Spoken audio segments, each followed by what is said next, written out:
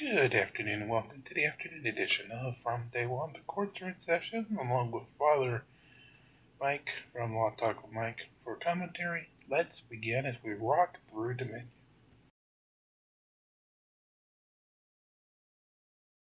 Thank you, 179 has a bail. 179. Yeah, and 559 also has a bail. Yeah, that's 25 on that one. On the 179, what are you showing bail at? 1,000. But just a minute, what charges are you talking about? $1,000, $55, $75? What is all this stuff? What are the dates and what are the charges? Yeah, I have representation. Wait a minute, officer, sir, judge. What are the charges? What are the bail? And what are we talking about? What are the dates? Keep in mind, this guy's represented, and his attorney seems to know what he's doing on top of it. I want to know these things. I can represent myself thoroughly, but you must tell me what these things are. I've not had representation. No, this is not the way it goes. I've not had representation, and this grim law group is trucking me, and I want to know what the truth is. And why is my mouth moving funny on the top screen? Are you changing my voice? What's going on? I want to know what the truth is, right? I should have gone with that for thumbnail. Are you changing my voice? That's good stuff. He's a skosh paranoid here. You'll see that they do the right thing here. And the issue, one of the issues is a competency evaluation, but he just will not let the judge talk. Yeah. How long have I been here? I've been here since May 16th, 2022. I want to know what the charges are. Give an opportunity. He might No, I want to know what they are. I've been here 5 times. I want to know what they are. I'm not getting any help. You give me the truth. I want to know what it is right now. Come on. What are the charges? Hey, what I brought into now? Why'd that just shift right there? This is an artificial thing. You got something weird going on here. What is the truth and this is false? If I keep what are the charges? What are the charges? Mr. Brock, that's what we're breaking up. What are the charges? I haven't seen you before. Your name was Quincy Adams before. It was Cliff. What is your name? What's this funny screen for? It's not even a true thing. It's a different dimension. What is your name and what are the things going on? What's your representative? Where do you come from? I'm serious. This happened 5 times and you're flipping around. It's weird. Your eyes are acting odd. What are my charges? You don't want to tell me my charges or tell me the bell. I've already paid the bell. I've already representation. I had Christine, other people coming. Come on, this is ridiculous. What are my charges? What are my charges? No, what are my charges? Just give him a chance to talk to you. All right. Give him a chance. Okay, give me just 1 second, Mr. Brock, and I will answer your question. Come on. I got to ask the lawyers here. Do I have a motion, any type of a motion from either party? The only thing that stopped him is the guard in the jail. He said, "Yeah, why don't you go ahead and let him talk?" And it actually worked. Yes, Your Honor. We filed. We actually didn't file the motion yesterday. Well, we sent it to Mr. File yesterday to dismiss the charges due to a lack of or failure to timely admit our client into competency restoration services. So we submitted that to File yesterday. My server was down yesterday, so I wasn't able to get a lot of my emails for half of the day. So when I did gain access, I did send that over to Mr. File yesterday. It doesn't going to take you to respond. It doesn't look like a real human being. Mr. File, Mr. Brock's been sitting in the jail since, I think, May 15th. Yes. And still asking that he be held on bail? At this point, no. There we go. The hearing's over right there. The prosecutor's saying, okay, he's been held for a while. I mean, the judge says he's been held for a while. Do you still want him on bail? And the prosecutor says, nah. So everything has gone awesome for this guy, despite his presentation so far. Okay, very good. Here's what I'm going to do, Mr. Brock. Would you like to get out of the jail today? You're going to worry me if you say no. I can't hear you. I think they turned you. I think I'd like to go downstairs with my wife and stay there. Okay, very good. I'm going to order the defendant released on his own recognizance on each one of these cases. I'm going to set this case for August 5th at 2 p.m. for the defense motion to dismiss. I'll need a response filed by the prosecution at least 1 week prior. Mr. Brock does not have to be here on the 5th. However, I am going to set a review on November 1st at 11 if I deny the defendant's motion, which the defendant will be out of custody. So we'll send over a paper August 5th at 2 p.m. You don't have to be here, but you can. Okay. then November 1st at 11 a.m. for a review, and I'll order you released. Okay, I appreciate it. Thank And you. Mr. Brock, I believe there's still a no contact order. That's no problem. I'm not got no problem with her. No problem. Okay. I don't want nothing to do with her. And don't forget to hit like and subscribe, or the dogs get it. Okay, that was interesting. A good question from the chat. What were the charges? I don't know the underlying charges. He's represented by that defense counsel who's doing a good job. Defense counsel's bringing a motion saying that, to dismiss the charges, saying that he hasn't had a competency review in time. I have no idea as to the merit of that, but the judge wanted to let him out in the interim and say, all right, before we get to the competency issues and the underlying merits of this case, you've been in for a while. We can let you out. I do give the defendant credit because he was on a roll, as you could see. He wouldn't stop talking, but he did figure out that things went his way. He's going to be let out of jail, and then changed his tune, and was very compliant afterwards. So I don't know. That seems to be a good sign for him. Seems to be about the only good sign this guy has pulled off so far, but as I agree with you, he's actually pulled off one. Let's see if that remains here in Middleton's court. In my estimation. Okay, so I called this wild mild because it is. That was the wild. You guys are right. I just missed Judge Middleton. Here's his morning docket. He's ostensibly on vacation, but he's not. He's here. However, this call is extremely mild. Like, I've never seen anything go down so smooth in my life, and it's kind of fun to watch. And I just want to hang out with Judge Middleton. 5 people that are supposed to show up at 8:15, and only 2 of them are here. Thank you, Donald Duck. Again, Thanks for the clip yesterday. This is 3B District Court. I'm Judge Middleton. There's another person named iPhone. Let's see who they are. Always a bit of a struggle to get people in and identified. Good morning, sir. What's your name? My name is Merlin Zaire. Good morning, sir. My name is Merlin Zaire. All right, let me give you a name. All right, it is 8:15. It's time for our arraignments. The arraignment is the process where the judge tells you what you're charged with and asks you how you wish to plead to the charge. These are all misdemeanor cases, mostly traffic. We're going to talk about them. I was hoping that some of the prosecutors might join us. I haven't seen Luke Nofsinger. He's the Centerville attorney. Yeah, where's Deborah? Seth Coach is the White Pigeon attorney. Well, let's start with you, Mr. Weller. You were the first one here. So this is file 221353, Nathan John Weller IV. Mr. Weller, you've been charged with being a disorderly person. That's a misdemeanor. It's punishable by up to 90 days in jail and a fine of up to $500. Good morning, Mr. Reed. Morning, Your Honor. It doesn't feel like I'm on vacation, but here is Luke, just to remind me. I don't have anything for you Okay. on my arraignment docket. I didn't either. I was just making sure that I didn't have a last-minute add-on, so I will log I on. have some pre-trials. Ms. Copley is here. We'll deal with her. Oh, very good. Okay. Mr. Weller, as I indicated, this is a misdemeanor punishable by up to 90 days in jail and a fine of up to $500. Normal fine for this is $200, $75 fine plus the court costs. Brace yourself for this crime of the century you're about to witness. They say this happened in the village of White Pigeon on July 8th. How do you plead to that charge, sir? I know I did it, so I plead guilty. Well, let me ask you a couple things. Did anybody promise anything to get you to plead to this? No, Your Or threaten you? No, Your Honor. This applies to all of you. Do you understand that if you do plead to this charge, you'll be giving up your right to have a trial in front of a judge or jury? There will be no trial. Do you understand that? Yes, Your Honor.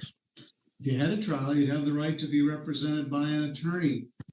Mr. Stickley, the public defender's coming in a little late, but he's available if you wish to speak to him. I could also appoint an attorney for you, county expense, if you wish. However, if you wish to simply admit and accept responsibility and get it over with, you have the right to do that as well. If you had a trial, you'd have the right to take the witness stand and testify on your own behalf. But you don't have to, because you have a right not to testify. And if you did not wish to testify, the judge or jury could not hold your silence against you. And you have the right to be presumed innocent if and until the state was able to prove your guilt beyond a reasonable doubt. Do you understand? Yes, Your Honor. Mr. Weller, you live in Sturgis. Were you in White Pigeon on July 8th? Yes, Your Honor. What happened? I was hanging out with my family, and I was getting ready to walk home, and they caught me with a beer in my hand. It was empty, and I was getting ready to throw it away. Had you been drinking? Yes, Your Honor. Yep, I had a beer with my dad. Mm-hmm. That guilty as charged. I sure did. What time of day was this? I've been hanging out with my dad and them. I was in the pool for a little bit. It had to have been about 6 o'clock when the parade was starting. Yeah, drinking in public, open beer. Well, that ain't much of a crime. Doesn't sound like you were being obnoxious or anything. I'm going to reduce the fine a little bit. Normally be 75 or 100.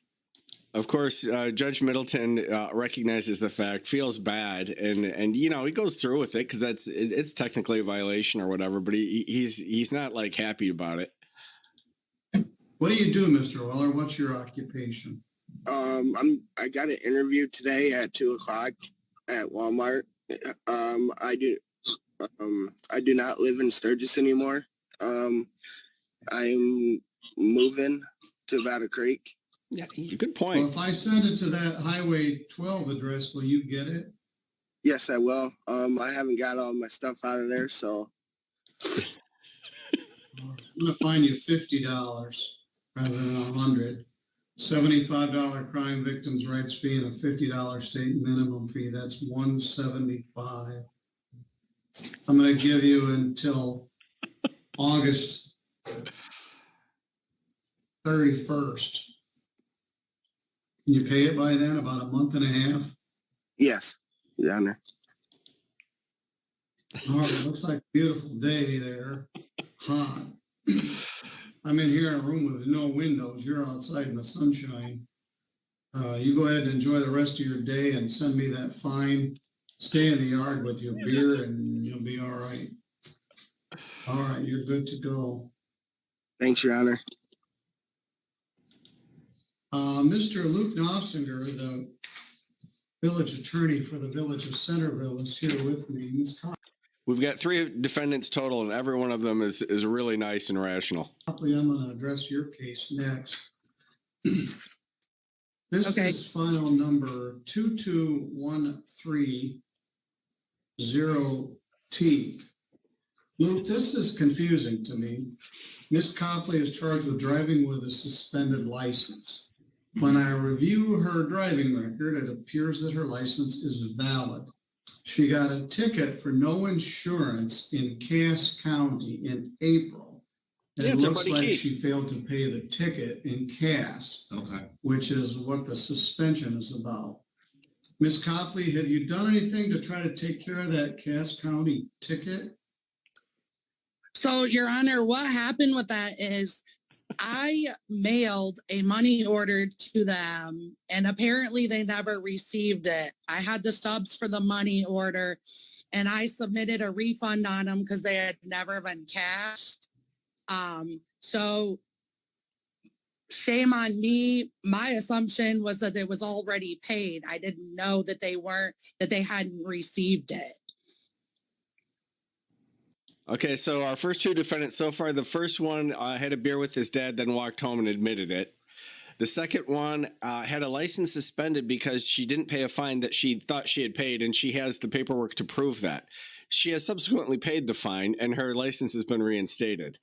Judge is like, what am I doing here? Well, have you tried to pay it again? It's paid, sir. Oh, it's paid now? Oh, okay. So your license is back to valid? Yes, sir. All right. Now, this charge, driving suspended, is a misdemeanor. It's punishable by up to 93 days in jail and a fine of up to $500.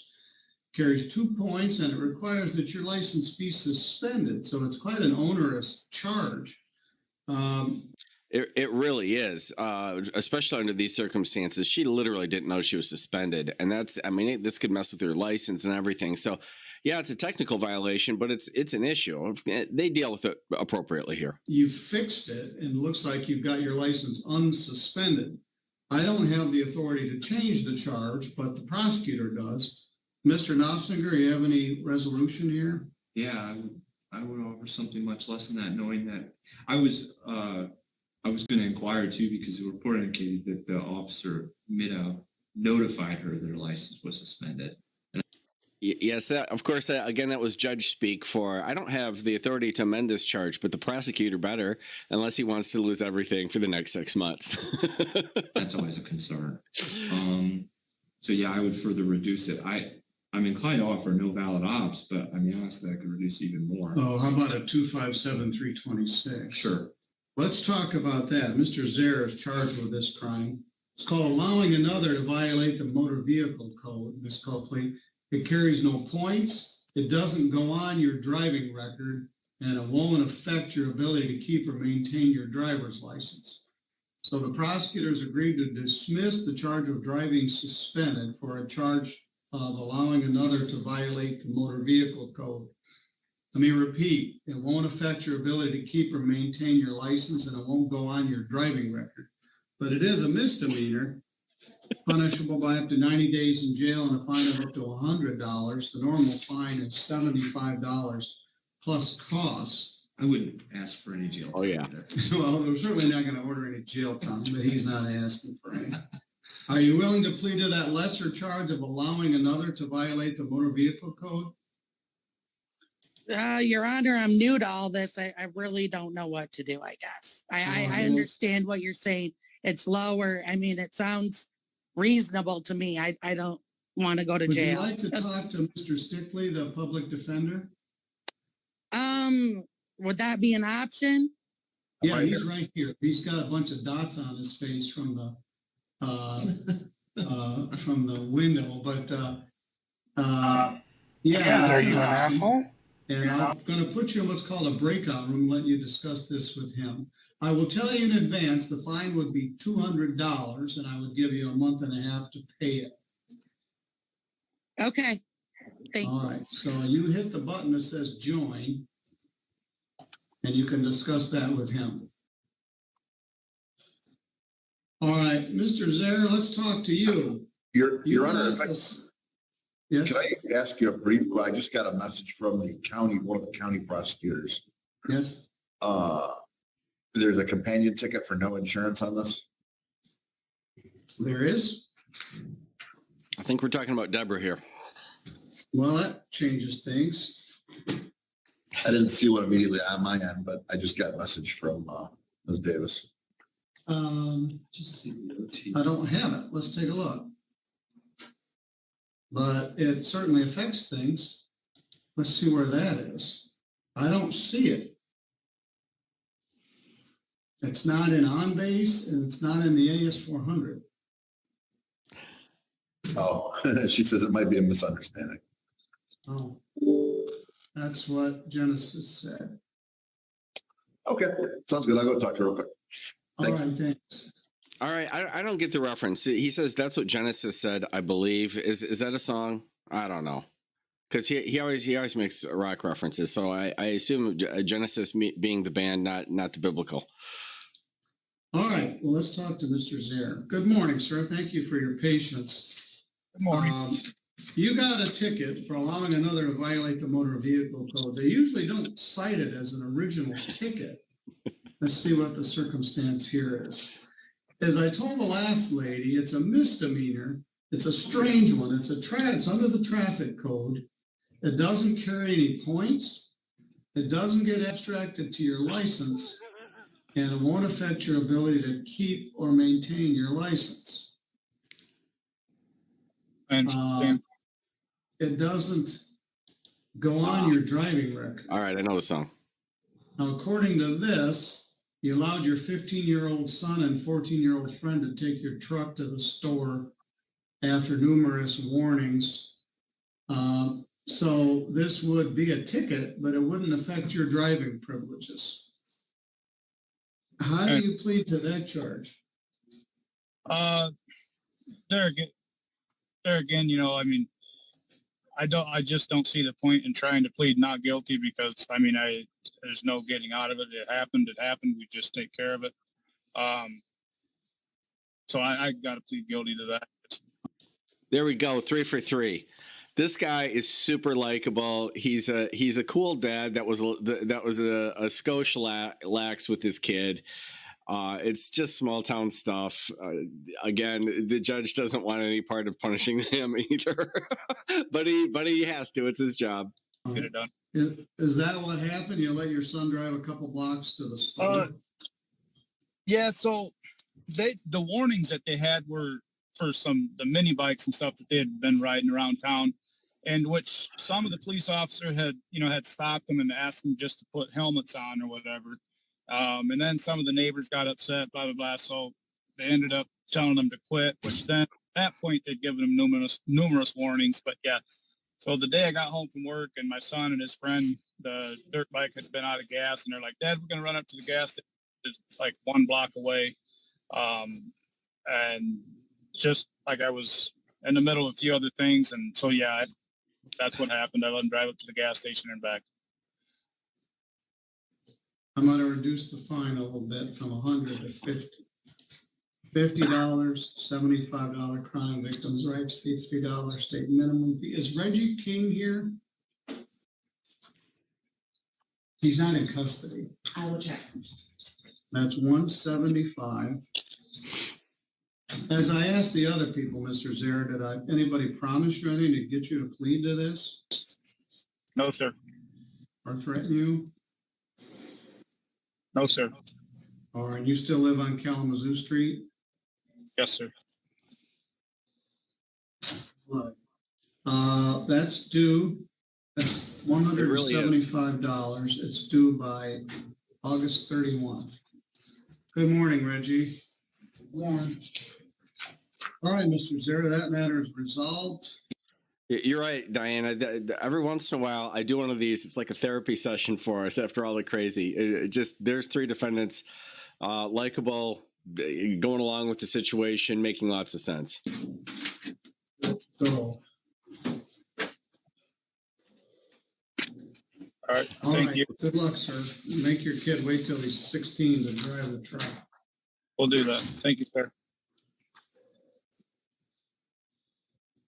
All right. Keith, the last gentleman, acknowledged that he let his 15-year-old son drive his truck to the store for gas. And so there's no point in denying it. Let's go back to Ms. Copley. You had an opportunity to discuss this with her. There was some hint that there was another citation, but we couldn't find it anywhere. So all we're aware of is this no driving suspended charge.